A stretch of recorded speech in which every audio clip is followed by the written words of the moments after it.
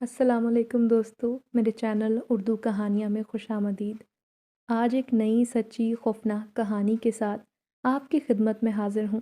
آئیے کہانی کا آغاز کرتے ہیں۔ اس کے بھاگتے قدموں میں لمحہ بلمحہ تیزی آ رہی تھی۔ اس کا کسرتی وجود پسینے میں ڈوب گیا تھا، سانسیں پھول رہی تھیں، مگر وہ ہر چیز سے لاپرواہ بس پریشانی سے بھاگتا جا رہا تھا۔ جو خبر اس تک پہنچی تھی اس کی تصدیق لازمی تھی۔ دل بری طرح سے دھڑک رہا تھا۔ اماں اماں چلاتا ہوا جب وہ جھونپڑی میں داخل ہوا، مگر کمرے خالی تھے۔ باہر نکل کر یہاں وہاں دیکھا تو ایک جانب سب لوگ جمع دیکھ کر وہ اس جانب بھاگا۔ اماں کہہ کر بھیڑ کو دھکیلتے ہوئے وہ آگے پہنچا تو ماں کے بے جان وجود کو دیکھ کر چیخ پڑا۔ اسے زرغام لے گیا ہے، اس کی روح کو بندی بنا لیا ہے، اب اس کا وجود بھی لے جائے گا۔ ہجوم میں سے آوازیں اٹھ رہی تھیں۔ وہ اماں کے وجود کو گود میں اٹھائے اکبر بابا کے گھر کی طرف دوڑا۔ سب گاؤں والے اس کے پیچھے لپکے، جس کا ڈر تھا وہی ہوا۔ زرغام لے ہی گیا، اس کا لوٹنا ناممکن ہے۔ اکبر بابا نے نفی میں سر ہلا کر کہا، وہ افسردہ تھے۔ اماں اس گاؤں کی سب سے اچھے دل والی خاتون تھیں، سبھی انہیں چاہتے تھے۔ بابا خدا کے لیے کچھ کریں، زرغام سے بچا لیں میری ماں کو، وہ کیوں پڑا ہے ہم سب کے پیچھے، وہ رو دینے کو تھا۔ اماں کے سوا اس کا تھا ہی کون؟ زبیر بیٹا یہ بہت مشکل ہے، اکبر بابا نے اسے سمجھایا، مگر وہ کہاں ماننے والا تھا۔ آپ بولیں کیا کرنا ہے، میں سب کچھ کروں گا، وہ بستر پر موجود ماں کے وجود کو دیکھتے ہوئے بولا تھا، جس کے پیر ہولے ہولے ہوا میں ریت کی طرح تحلیل ہو رہے تھے۔ زبیر بن زیاد والدین کا اکلوتا بیٹا تھا۔ جب وہ 5 سال کا تھا تب باپ چل بسا، زرغام کی وجہ سے۔ زرغام رفیہ کا چچا زاد تھا، وہ اسے چاہتا تھا، مگر رفیہ کو وہ بالکل پسند نہیں تھا۔ زرغام کی سر توڑ کوششوں کے باوجود بھی رفیہ نے اس سے شادی کی حامی نہ بھری اور زیاد سے شادی کر لی، جو اس کا خالہ زاد تھا۔ زرغام زخمی شیر کی طرح 3 سال تک دھاڑتا رہا، بہت کوششیں کی، مگر رفیہ ہاتھ نہ آئی۔ زبیر کی پیدائش کے بعد زرغام اچانک غائب ہو گیا۔ رفیہ نے سکھ کا سانس لیا۔ زرغام کی دھمکیوں سے اس کی جان چھوٹی تھی، مگر 5 سال بعد اچانک وہ لوٹ آیا۔ وہ کالی طاقتوں کا ماہر بن چکا تھا۔ اس نے اپنا وجود شیطان کے تابع کر کے بہت طاقتیں حاصل کر لی تھیں، اور انہی طاقتوں کے بلبوتے پر اس نے زیاد کو اپنے قبضے میں کر لیا۔ اب تو وہ ہر صورت میں رفیہ سے بدلہ لینا چاہتا تھا، اسے تکلیف پہنچانا چاہتا تھا۔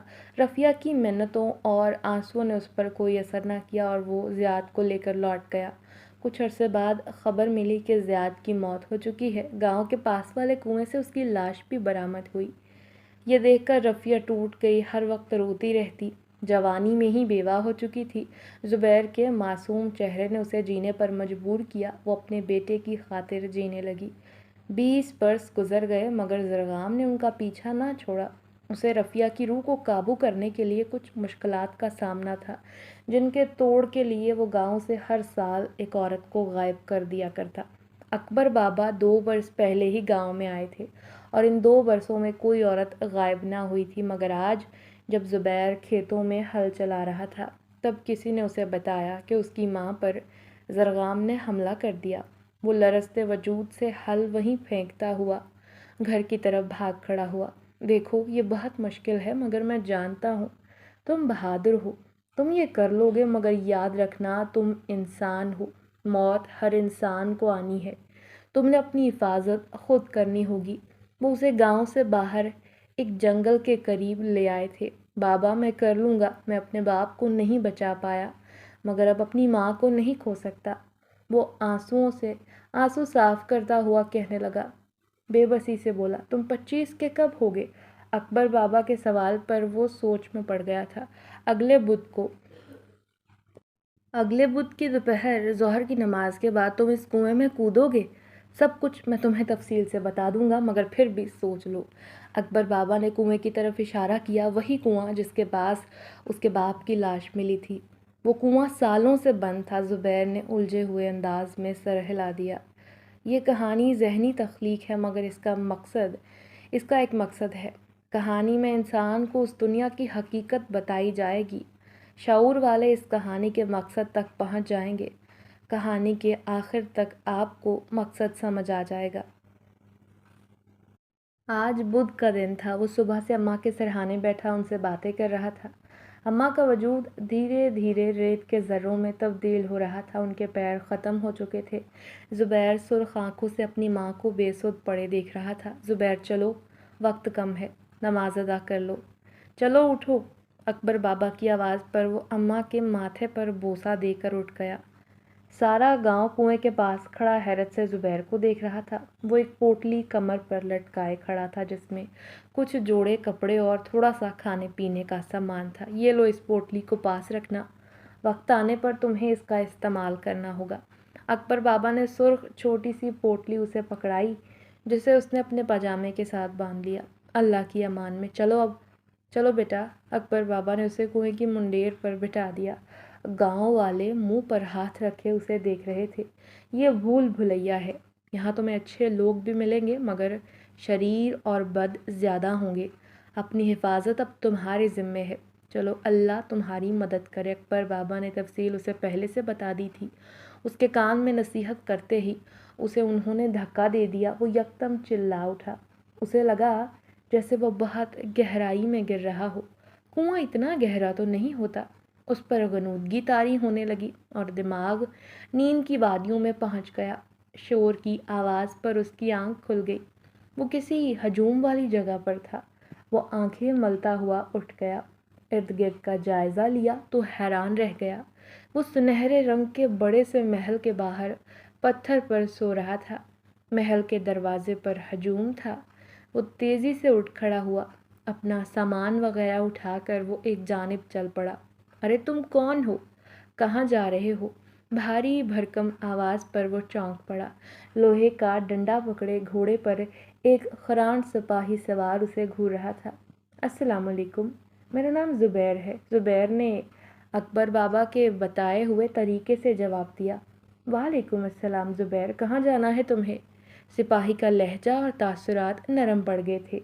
میں نے زرغام، ابھی اس کے الفاظ پورے نہ ہوئے تھے کہ سپاہی نے اسے روک دیا۔ محل میں داخل ہو جاؤ، آگے کا راستہ وہیں سے ملے گا۔ سپاہی یہ کہہ کر آگے چل پڑا۔ وہ حیران سا محل کی جانب چل دیا تھا۔ اکبر بابا کے الفاظ اس کے ذہن میں گونج رہے تھے۔ اگر کوئی تم سے پوچھے کہ تمہیں کہاں جانا ہے اور اس شخص کو دیکھ کر تمہیں خوف محسوس ہو تو خاموش رہنا، کچھ مت بولنا، اور اگر تمہیں خوف محسوس نہ ہو تو اسے بتانا کہ تم کون ہو اور کہاں جانا ہے۔ اس سپاہی کو دیکھ کر اسی لیے وہ خوف زدہ نہیں ہوا تھا، سو سچ بول دیا۔ محل کا دروازہ کھلا تو ہجوم تیزی سے اندر لپکا۔ زبیر بھی ان کے ساتھ ہو لیا۔ ایسا محل تھا کہ بس آنکھیں چند آ جائیں۔ خوبصورتی میں اس کا کوئی ثانی نہیں لگتا تھا۔ ہجوم تیزی سے ایک جانب کھڑا ہو گیا۔ تخت پر بادشاہ پریشان سے بیٹھے تھے۔ کون ہے وہ شخص جو ہماری بیگم کی بیماری ٹھیک کرے گا؟ بادشاہ کی کرخت آواز ابھری۔ زبیر، ہاتھ کھڑا کرو۔ اکبر بابا کی سرگوشی جب ابھری تو وہ چونک پڑا۔ اکبر بابا، آپ مجھے دیکھ سکتے ہیں؟ وہ حیرت سے بولا۔ ہاتھ کھڑا کر دو، وقت کم ہے۔ ان کی دوبارہ سرگوشی ابھری تو اس نے اپنا ہاتھ کھڑا کر لیا۔ کیا تمہیں یقین ہے لڑکے تم یہ کر سکتے ہو؟ بادشاہ نے سوال کیا تو اس نے اس بات میں سر ہلا دیا۔ تب دو سپاہی آگے بڑھے اور اسے لے کر ایک جانب چلنے لگے تھے۔ ملکہ کا کمرہ یہ ہے۔ وہ سپاہی اسے ایک دروازے کے پاس کھڑا کر کے پلٹ گئے۔ زبیر دھیرے سے دروازہ کھول کر اندر داخل ہوا۔ کمرہ خاصا کشادہ تھا، اتنا کشادہ کہ جتنا اس کے گھر کے 5 کمرے ملا کر بنا ہو۔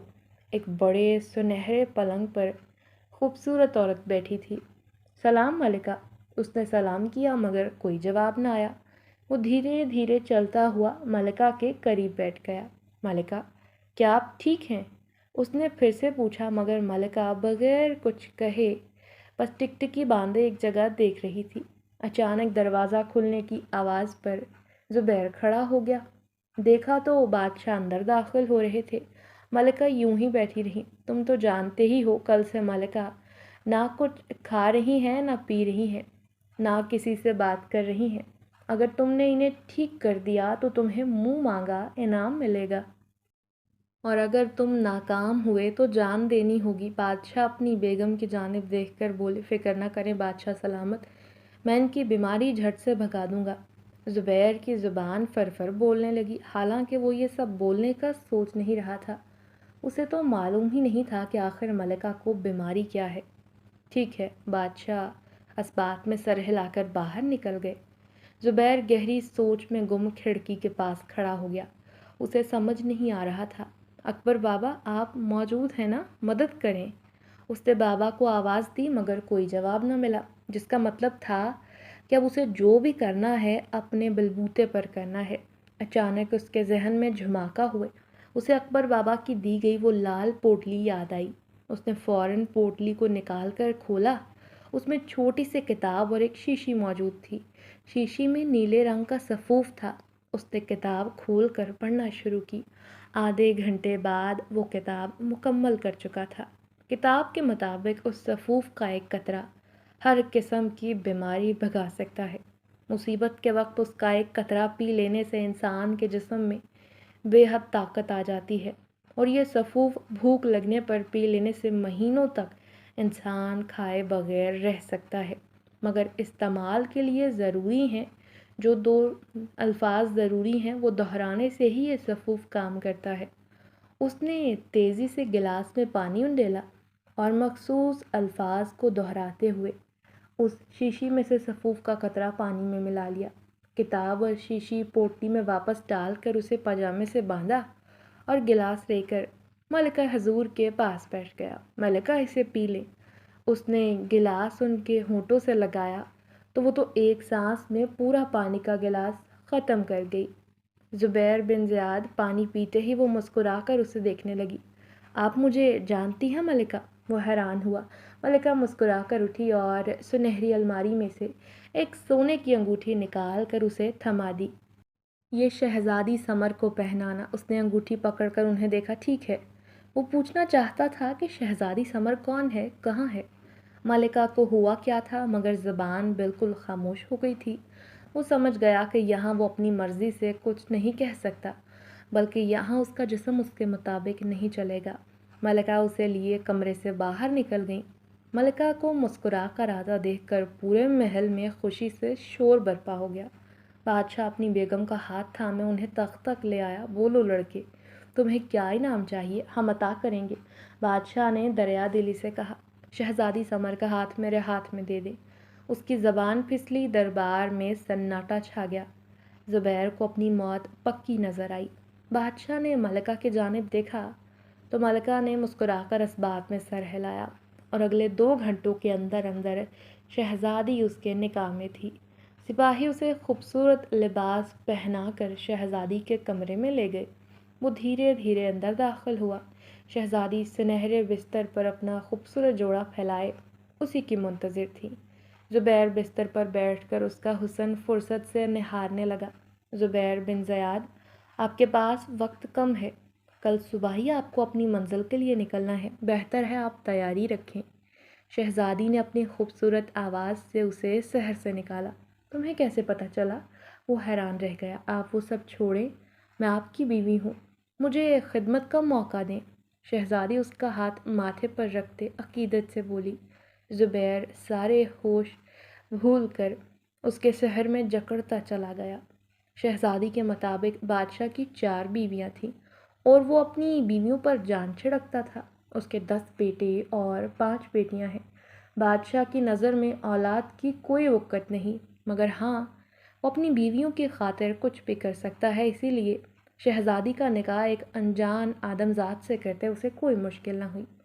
شہزادی اگلی صبح اس کا ہاتھ تھام کر محل کے دروازے تک لے آئی۔ آپ اپنے مقصد کی طرف دھیان دیں، میں منزل پر آپ کی منتظر رہوں گی، شہزادی نے محبت سے کہا۔ زبیر نے اپنی جیب سے وہ سونے کی انگوٹھی نکالی اور سمر کو پہنا دی۔ الوداع بیگم، وہ اس کے ماتھے پر بوسہ دے کر محل کے دروازے سے نکل گیا تھا۔ باہر اندھیرے کا راج تھا۔ اسے لگا وہ کسی گہرے کنویں میں گر رہا ہے۔ پھر اس کا ذہن تاریک ہو گیا اور اس پر نیند حاوی ہو گئی۔ کسی کے زور زور سے جھنجھوڑنے پر اس کی آنکھ کھل گئی۔ ارد گرد نظر دوڑائی تو وہ کسی گاؤں میں ایک کچے راستے پر سویا پڑا تھا۔ سامنے ایک آدمی سخت تاثرات سجائے ہاتھ میں کدال تھامے اسے گھورتا جا رہا تھا۔ اسے دیکھ کر زبیر کے اندر خوف سرایت کر گیا۔ اس کا چہرہ دیکھ کر خوف محسوس ہوا۔ کون ہو تم؟ کوئی راہگیر ہو کیا؟ اس آدمی نے گرج کر پوچھا۔ زبیر خاموشی سے اسے گھورتا رہا، کوئی جواب نہ دیا۔ یہ جھامے، یہ فقیر ہے، اسے کچھ دے دلا کر یہاں سے چلتا کر۔ وہ آدمی کسی کو آواز دے کر پلٹ گیا تھا۔ سامنے سے ایک لڑکا دوڑتا ہوا آیا اور روٹی کا سوکھا ٹکڑا اسے پکڑا کر پلٹ گیا۔ وہ حیرانگی سے دیکھتا رہا۔ کچھ دیر بعد اٹھ کر کپڑے جھاڑے اور سامان اٹھا کر آگے چل پڑا۔ اس گاؤں کے لوگ خاموشی سے اپنے کام میں لگے ہوئے تھے۔ کوئی کچھ کہتا تھا، یہاں وہاں نہ فضول دیکھتا۔ زبیر ان لوگوں کو حیرت سے دیکھتے ہوئے آگے بڑھتا جا رہا تھا۔ زبیر بن زیاد، ایک نحیف آواز سن کر وہ چونکا۔ وہ کوئی بزرگ تھے جو لاٹھی کے سہارے اس کے سامنے کھڑے تھے۔ آ گیا مسیحا، آ گیا، وہ خوشی سے چلا اٹھا۔ مگر اس کی آواز چند لوگوں تک پہنچی۔ وہ اپنا کام چھوڑ کر اسے دیکھنے لگے۔ زبیر خاموشی سے سب کو دیکھ رہا تھا۔ چل بیٹا جلدی کر ورنہ وہ لوگ آ جائیں گے۔ وہ بزرگ اس کا ہاتھ تھام کر دھیرے سے اسے ایک طرف لے گیا۔ یہ میری جھونپڑی ہے، تو نہا لے، کھانا کھا لے، پھر بات کرتے ہیں۔ وہ بزرگ اسے غسل خانے کے پاس چھوڑ کر ساتھ والے کمرے میں چلے گئے۔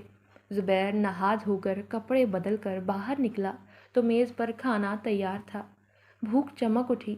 وہ تیزی سے کھانا کھانے لگا۔ دیکھ بیٹا، ہم اتنے سال سے انتظار کر رہے ہیں تیرا، اب تو آ گیا ہے نا، اب تو سب ٹھیک کر دے گا۔ وہ خوشی سے بول رہے تھے۔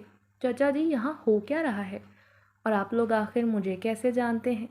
وہ تجسس سے مجبور سوال کرنے لگا۔ میں سال پہلے زرگام نے ہم سب کا سکھ چین چھین لیا۔ وہ اپنی ایک دنیا بنانا چاہتا تھا جس میں صرف اس کی حکمرانی ہو، اس کا راج ہو۔ یہاں پورا دن مردوں سے کام کروایا جاتا ہے۔ ہماری عورتیں پورا دن زرگام کے چیلوں کے گھروں میں اپنی عزتیں لٹواتی ہیں، ان کے کام کرتی ہیں، رات کو لٹتی ہیں، رات کو گھر آتی ہیں۔ ہم سب کا جینا دو بر ہو چکا ہے۔ 20 سال پہلے تمہارا باپ بھی یہاں آیا تھا، جانتے ہو تمہاری ماں کی روح یہاں آئی تھی۔ زرگام تک جانے کے لیے سب کو یہیں سے گزرنا پڑتا ہے۔ تمہاری ماں نے وعدہ کیا تھا کہ تم آؤ گے سب کو بچانے۔ وہ بزرگ زبیر کا ہاتھ تھامے کہہ رہے تھے، اور زبیر بیچارہ اپنی اماں کے ذکر پر اداس ہو گیا۔ نہ جانے کیا حال ہوگا اماں کا، فکر نہ کرے چچا، میں زرگام کی خاک چاٹنے پر اسے مجبور کر دوں گا۔ آپ مجھے اس کے چیلوں کے ٹھکانے پر لے چلیں، اس نے مضبوط لہجے میں کہا۔ اس کے اندر جوش تھا۔ ابھی نہیں، یہ کام تم کل کرو گے۔ آج تم اس جھونپڑی سے باہر مت نکلنا ورنہ مارے جاؤ گے۔ کل صبح فجر کے بعد ہی یہ کام سر انجام دینا ہوگا۔ بزرگ اسے بتا کر اٹھ گئے۔ وہ گہری سانس لے کر پلنگ پر لیٹ گیا۔ شہزادی سمر کا خوبصورت چہرہ ذہن میں آتے ہی وہ بےتاب ہو گیا۔ نہ جانے میں واپس کب لوٹوں گا، کب ملوں گا میں اپنی شہزادی سے۔ وہ یوں ہی سپنے بنتا ہوا نیند کی وادی میں اتر گیا۔ رات کو اس جھونپڑی میں کوئی نہیں آیا تھا۔ بزرگ کھانا دے کر چلے گئے۔ فجر کے بعد چند لوگ اسے بلانے آئے تو وہ ان کے ساتھ ہو لیا۔ نیلے سفوف کی پوٹلی اس نے اپنے ساتھ رکھی تھی۔ دھیان سے زبیر، یہ بے حد خطرناک ہے، تم ان کی نظروں سے چھپ نہیں پاؤ گے۔ اکبر بابا کی سرگوشی پر وہ چونکا۔ مجھے کیا کرنا ہوگا بابا؟ اس نے سوال کیا۔ وہ سفوف مت پینا، تم اپنے دم پر ان کا مقابلہ کرو گے، بس ان کی کمزوری پکڑنا۔ اکبر بابا کی بات پر وہ حیران ہوا۔ مگر بابا، میں کیسے لڑوں گا ان سے؟ ساتھ چلتے آدمی اسے خود سے باتیں کرتے دیکھ کر حیران ہو رہے تھے۔ ان کی کمزوری پکڑنا، اب یہ تمہارا کام ہے۔ اس کے ساتھ ہی خاموشی چھا گئی۔ وہ سوچ میں پڑ گیا کہ اب میں کیا کروں گا۔ سنو، کیا تم لوگ جانتے ہو ان شیطانوں کی کمزوری کیا ہے؟ اس نے اپنے ساتھ چلتے آدمیوں سے پوچھا۔ کمزوری کا تو نہیں پتہ، مگر ہاں، وہ لوگ آگ سے بہت ڈرتے ہیں۔ اس پورے گاؤں میں آگ نہیں جلائی جاتی، بلکہ گاؤں سے باہر ایک مخصوص جگہ ہے جہاں کھانا وغیرہ پکانے کے لیے آگ جلائی جاتی ہے۔ ایک آدمی نے اسے بتایا۔ تم لوگوں میں اتنی عقل نہیں کہ اگر تم چاہو تو آگ سے انہیں جلا سکتے ہو۔ زبیر نے افسوس سے کہا تھا، اور پھر ہم نے کوشش کی تھی مگر وہ لوگ آگ سے نہیں جلتے، صرف ڈرتے ہیں۔ نہ جانے کیوں میرے دادا نے کوشش کی تھی تو بدلے میں ان کی جان چلی گئی۔ زبیر کو حیرت کے جھٹکے لگتے جا رہے تھے۔ چلتے چلتے وہ لوگ شیطانوں کے ٹھکانے پر آ گئے۔ زبیر نے دیکھا کہ وہی بندہ جس کو اس نے پہلے بھی دیکھا تھا، وہ پتھر کے قلعے میں ایک عورت کو برہنہ کیے بدکاری کے عمل میں مگن تھا۔ زبیر نے ایک طرف اوٹ میں جا کر صفوف کی پوٹلی کھولی۔ اس کا دماغ تیزی سے کام کرنے لگا۔ کتاب میں سے اس نے آگ بنانے کا طریقہ دیکھا۔ اپنی آستین سے کپڑا پھاڑ کر وہ آگ جلانے لگا، مگر ایک آدمی نے اسے روک دیا۔ دیکھیے سرکار، اس وقت ہماری عورتیں اندر ہیں، اگر انہیں کچھ ہو گیا تو؟ وہ آدمی پریشان تھا۔ بے فکر رہو، میں کس لیے ہوں؟ زبیر نے اسے تسلی دی۔ کپڑے پر صفوف کا قطرہ ڈال کر اس نے کپڑا لکڑی پر باندھا، پھر سوکھی گھاس کو جمع کر کے 2 پتھروں کو آپس میں رگڑا تو آگ کی چنگاری بھڑک اٹھی۔ پانی کی مشک بھر کر لاؤ، ایک آدمی کو کہہ کر اس نے صفوف کی شیشی کھولی۔ آدمی بھاگ کر پانی بھر کر لے آیا۔ زبیر نے صفوف کا قطرہ پانی میں ڈالا اور اس پانی کو اپنے جسم پر مل لو۔ جلدی کرو، اس نے سب کو کہا۔ پانی جسم پر مل لیا، پھر زبیر کے اشارے پر سب دھڑکتے دل کے ساتھ قلعے میں داخل ہوئے۔ زبیر ہاتھ میں آگ پکڑے قلعے کی دیواروں پر لگاتا جا رہا تھا، ساتھ ساتھ مخصوص کلمات بھی ادا کر رہا تھا۔ پورا قلعہ آگ کی لپیٹ میں آ گیا۔ گرمائش بڑھتے ہی شیطان کمروں سے نکل آئے۔ آگ دیکھ کر سب کی چیخیں نکل گئیں۔ زبیر نے تمام آدمیوں سے کہا کہ وہ عورتوں کو قلعے سے باہر نکالیں۔ وہ آدمی آگ میں سے گزرتے ہوئے عورتوں کو باہر لے گئے۔ صفوف والا پانی ان کے جسم پر ملنے سے اب ان کے جسموں پر آگ اثر نہیں کر رہی تھی۔ زبیر منہ میں کچھ پڑتا ہوا تمام شیطانوں کو آگ لگاتا گیا اور وہ لوگ ایک ایک کر کے جھلستے گئے۔ اچانک ایک شیطان نے آگ میں لپیٹا ایک پتھر زبیر کی جانب پھینکا۔ آگ زبیر کے وجود کو جھلسانے لگی۔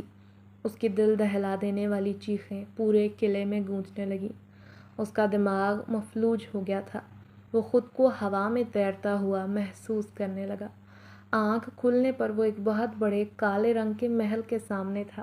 اس محل کے ارد گرد بڑے بڑے ناگ تھے، اتنے بڑے کہ ان کے سر محل کی چھت سے بھی اونچے تھے۔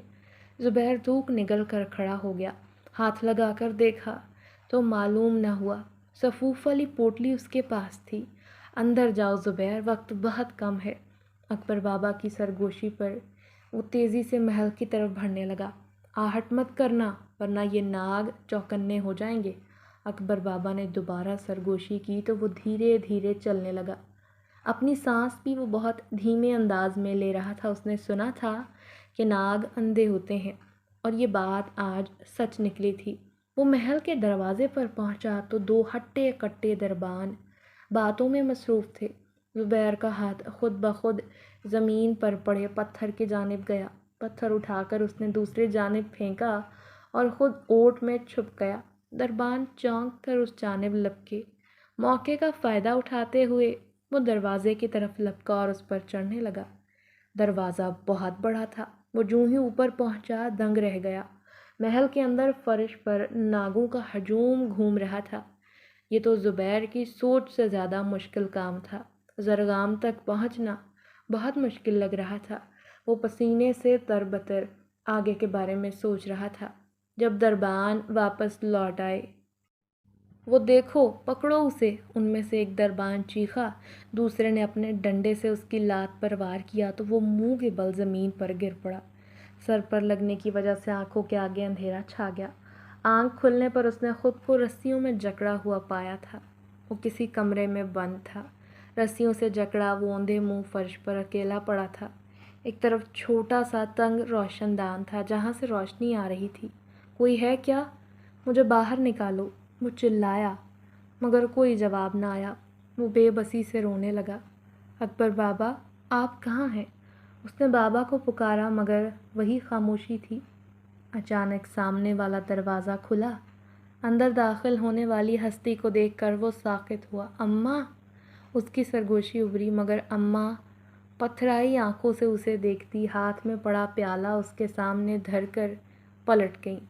وہ چلاتا رہا، اماں اماں، مگر وہ انسنی کرتی دیوار میں غائب ہو گئی۔ اس نے پیالے کی طرف دیکھا تو بامشکل اپنی کیے کو روکا۔ وہ پیالہ جو اس کی ماں رکھ کر گئی تھی وہ خون سے لبالب بھرا ہوا تھا۔ 2 دن سے لگاتار یہی ہو رہا تھا۔ اماں دن میں 3 وقت گندگی سے بھرا پیالہ اس کے منہ کے آگے رکھ دیتی اور پہلا پیالہ اٹھا کر لے جاتی۔ وہ لاکھ اپنی ماں کو پکارتا مگر وہ گونگی بہری بنی رہتی۔ زبیر کو اندازہ ہو گیا کہ زرغام نے ان کی روح کو بندی بنا رکھا ہے، اسی لیے وہ ایسی ہیں۔ گندگی تو وہ کھانے سے رہا، پیالے میں کبھی کچا گوشت ہوتا، کبھی گوبر، کبھی خون۔ وہ پچھلے 48 گھنٹوں سے بھوکا پیاسا نڈھال ہو چکا تھا، گلے میں پانی کا ایک قطرہ نہیں گیا تھا۔ وہ مضبوط جسم کا مالک تھا، مگر اب دھیرے دھیرے وہ نڈھال ہونے لگا تھا۔ زبیر، میری بات سنو۔ اکبر بابا کی سرگوشی ابھری تو اسے تھوڑا سکون ہوا۔ بابا، آپ کہاں ہیں؟ آپ کچھ کرتے کیوں نہیں؟ وہ بے بسی سے بولا۔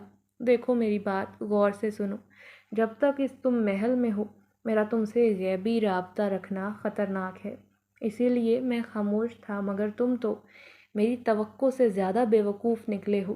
اپنی عقل کو استعمال کرو، وہاں سے نکلو، ورنہ وہ لوگ تم سے اپنا مقصد حاصل کر لیں گے۔ یہ کہہ کر دوبارہ خاموشی چھا گئی تھی۔ مگر میں کروں کیا؟ بابا بتائیے تو صحیح، مجھے نہیں سمجھ آ رہی۔ اس کے لاکھ پکارنے پر بھی وہ آواز دوبارہ سنائی نہ دی۔ زبیر بے بسی سے سوچ میں ڈوب گیا کہ اب کیا کروں۔ اچانک اس کے ذہن میں ایک خیال آیا۔ اس کا دماغ تیزی سے کام کرنے لگا۔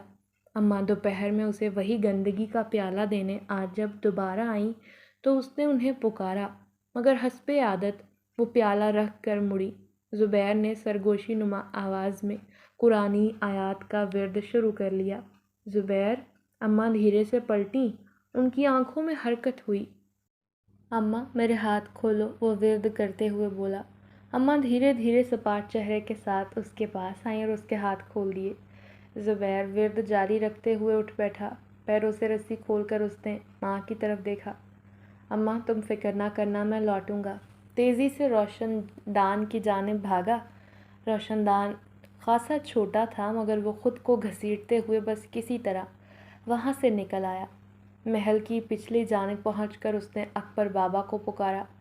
دوسری طرف سے خاموشی تھی۔ اس نے پوٹلی نکال کر کتاب کھولی، پھر دھیرے سے سفوف کی بوتل کھول کر ایک قطرہ حلق میں انڈیلا۔ ایک دم اسے اپنے وجود میں بہت طاقت آتی محسوس ہوئی۔ تیزی سے پوٹلی واپس رکھ کر محل کے دروازے پر پہنچا۔ دربان اسے دیکھ کر حیران رہ گئے۔ اس نے زمین سے مٹی اٹھائی، کچھ پڑھ کر پھونکا اور مٹی کو دربانوں کی طرف اچھال دیا۔ تم اچھے سے جانتے ہو تمہیں کیا کرنا ہے، وہ انہیں دیکھ کر بولا۔ ہاں سرکار۔ وہ دونوں اس کے آگے جھکے، پھر بھاری بھرکم دروازہ کھول کر اسے اندر لیے چل پڑے۔ راستے میں زرغام کا جو آدمی آتا دربان، اس پر وہ پھونک مار دیتے اور وہ آدمی ان کے ساتھ ہو پڑتے۔ کسی طرح محل کی گہرائی تک جاتے جاتے زرغام کے تمام آدمی زبیر کے غلام بن چکے تھے۔ سرکار، یہ زرغام کا کمرہ ہے اور اس وقت وہ سو رہا ہے۔ اسے مارنا ہرگز اتنا آسان نہیں، مگر ٹھیک رات کو جب چاند پورا نکل آئے گا اس وقت اسے مارنا بہت آسان ہو جائے گا، ایک آدمی نے کہا۔ تو زبیر نے سر ہلایا۔ اماں کہاں ہیں؟ مجھے لے کر چلو، زبیر نے کہا۔ اس سے پہلے کہ وہ آگے چلتا کسی نے اسے گردن سے پکڑ لیا۔ وہ چونک کر پیچھے مڑا۔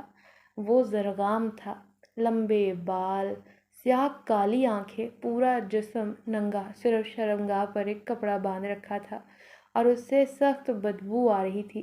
تجھے کیا لگا میں اس سب سے انجان ہوں؟ بچے، تو ابھی چھوٹا ہے، تو کچھ جانتا ہی نہیں۔ میں تو تیری پہلے دن سے ایک ایک حرکت کو دیکھ رہا ہوں۔ بڑی آسانی سے تو روشن دان سے نکل بھاگا۔ وہ سالی، وہ تو تیری ماں تھی ہی نہیں، وہ بہروپیہ تھی۔ وہ بڑے نوکیلے دانت نکالے اس کی بے وقوفی پر ہنسنے لگا۔ چل اب تجھے بتاتا ہوں سب کچھ۔ زرغام اسے بازو سے پکڑ کر تہہ خانے میں لے گیا۔ تہہ خانے میں اپنے گاؤں کے سب لوگوں اور اکبر بابا کو دیکھ کر اس کے اوسان قطع ہو گئے تھے۔ اب یہ سب یہیں پر مریں گے اور تو میرے ہاتھوں مرے گا۔ تیری ماں میری ہو جائے گی ہمیشہ کے لیے، میں اسے اپنی رکھیل بنا کر رکھوں گا۔ وہ غضبناک انداز میں چیخا۔ زبیر اکبر بابا کے پاس دوڑا۔ یہ سب کیسے ہوا؟ وہ اب تک حیران تھا۔ میں نے تم سے غیبی رابطہ کیا تھا، زرغام کو علم ہو گیا کہ میں تمہاری مدد کر رہا ہوں، بس پھر وہ گاؤں والوں سمیت مجھے یہاں اٹھا لایا۔ اکبر بابا بے بس تھے۔ زبیر بیٹا، اسے طاقت سے نہیں دماغ سے ہراؤ، اس کی کمزوری تلاش کرو۔ تمہارے پاس جو سفوف ہے اس کی پوری بوتل اپنے حلق میں انڈیلو، یاد رکھنا دماغ سے ہرانا ہے۔ اکبر بابا نے سرگوشی کی۔ اسے اٹھا کر لاؤ میرے پاس، زرگام نے اپنے آدمیوں سے کہا۔ وہ زبیر کو گھسیٹتے ہوئے زرگام کے پیچھے چل پڑے۔ زبیر نے نظر بچا کر دھیرے سے پوٹلی کو کھولا اور صفوف کی ساری شیشی گھٹا گھٹ پی لی۔ اسے اپنے جسم میں کچھ بھی غیر معمولی نہیں لگا۔ کمزوری؟ ایک جادوگر کی کمزوری کیا ہوگی؟ جادوگر نہیں، شیطان۔ اور شیطان کی کمزوری کیا ہو سکتی ہے کسی شیطان کی کمزوری؟ وہ دماغ کے گھوڑے تیزی سے دوڑانے لگا۔ چل بتا، اب تو کیسے مرنا پسند کرے گا؟ آگ میں ڈالوں، پیروں تلے کچلوں یا پھر بھوکا رکھ کر ماروں؟ زرگام صفاقی سے پوچھنے لگا۔ زبیر خاموشی سے دیکھتا گیا۔ اس نے کوئی جواب نہ دیا۔ بولنا، اب بولتا کیوں نہیں؟ جواب دے زرگام کو۔ اسے اس کی خاموشی کھلنے لگی تھی۔ زبیر دھیرے سے مسکرایا اور چیخنے لگا۔ اس کی چیخوں میں قرآنی آیات تھی۔ وہ قرآن پڑھ رہا تھا اور حیرت انگیز طور پر اس کی آواز اتنی بلند تھی کہ قلعے کی دیواروں تک کو لرزا چکی تھی۔ زرگام نے گھبرا کر کانوں پر ہاتھ رکھ لیے۔ شیطان کی سب سے بڑی کمزوری اللہ کا کلام ہے۔ زبیر کے ذہن میں اکبر بابا نے یہی بات ڈالنی چاہی تھی۔ زرگام اور اس کے چیلے کانوں پر ہاتھ رکھے زمین پر بیٹھتے چلے گئے۔ یکدم سب کو آگ نے پکڑنا شروع کر دیا۔ زبیر، رکنا مت، پڑھتے رہو۔ اکبر بابا نے بلند آواز میں اسے تنبیہ کی اور تمام لوگوں کو لیے محل سے باہر بھاگے۔ زبیر کی آواز بلند سے بلند تر ہوتی گئی۔ زرگام کانوں میں انگلیاں ٹھونسے چلا رہا تھا۔ اس کی چیخیں زبیر کو مزید جوش دلا رہی تھیں۔ یکدم تیز زلزلہ سا آیا۔ پورا محل لرز اٹھا تھا۔ زبیر اس سب سے لاپرواہ، اپنی جان کی پرواہ کیے بغیر تلاوت کرتا گیا۔ اماں نے اسے قرآن حفظ کروایا تھا۔ وہ بہت خوبصورتی سے تلاوت کرتا تھا۔ اس وقت وہ تلاوت کر کے شیطانوں کو جہنم واصل کر رہا تھا۔ محل کی چھت ایک دم پھٹ گئی۔ زرگام اور اس کے ساتھیوں کے جسم ریت کی مانند ریزہ ریزہ ہو کر آسمان کی جانب اڑنے لگے اور کچھ ہی دیر بعد محل کی دیواریں زمین بوس ہونے لگیں۔ پورا محل ایک لمحے میں گر چکا تھا۔ ہر طرف خاموشی ہی خاموشی تھی، گہری خاموشی جیسی طوفان کے آنے کے بعد ہوتی ہے۔ دھیرے سے اس نے آنکھیں کھولیں تو اسے سمجھ نہ آیا کہ وہ کہاں ہے۔ گردن موڑ کر یہاں وہاں دیکھا تو ایک جانب اسے شہزادی سمر بیٹھی تسبیح کرتی نظر آئی۔ اسے خود بخود سب یاد آنے لگا تھا۔ وہ اپنی اسی پرانی جھونپڑی میں تھا۔ باہر سے اماں کی آواز آ رہی تھی۔ سمر بیٹی، زبیر کے کپڑے سوکھ گئے ہیں، اٹھا لے، بارش کا کچھ اتا پتہ نہیں۔ اماں کی آواز پر سمر تیزی سے اٹھی مگر زبیر کو دیکھ کر رک گئی۔ ارے آپ اٹھ گئے زبیر، آپ اٹھ گئے، خدا کا شکر ہے، 15 دن بعد بالآخر آپ کی نیند ٹوٹی، اللہ کا لاکھ لاکھ شکر ہے۔ وہ خوشی کے مارے مسکرا اٹھی۔ سب ٹھیک ہے سمر، وہ دھیرے سے بولا۔ سب ٹھیک ہے، اللہ کا شکر ہے، سب ٹھیک ہو گیا۔ وہ دھیرے سے اس کے سینے پر سر ٹکا گئی۔ یہ دنیا ایک بھول بھلیا ہے۔ اللہ تعالیٰ نے ہمیں یہاں جس مقصد سے بھیجا ہے وہ ہے اللہ کو راضی کرنا۔ قدم قدم پر ہمارے پاس اللہ کی دی ہوئی نعمتیں ہیں، طاقتیں ہیں۔ جیسے زبیر کے پاس صفوف تھا ہر مشکل کے حل کے لیے، ویسے ہی ہمارے پاس ہر مشکل کو حل کرنے کے لیے قرآن پاک ہے۔ زبیر کو نیکی کا صلہ ملا سمر کی صورت میں، ویسے ہی ہمیں بھی اپنی نیکیوں کا صلہ ملتا ہے۔ زبیر، زرگام شیطان سے اپنی ماں کی خاطر لڑا، ہمیں شیطان سے اپنے ایمان کی خاطر لڑنا ہے۔ ہمیں شیطان سے اپنے ایمان کی خاطر لڑنا ہے، اور پھر جب ہم روز قیامت کے دن اٹھائے جائیں گے تو ہمارے نامہ اعمال مسکرا کر کہیں گے، سب ٹھیک ہے ابن آدم،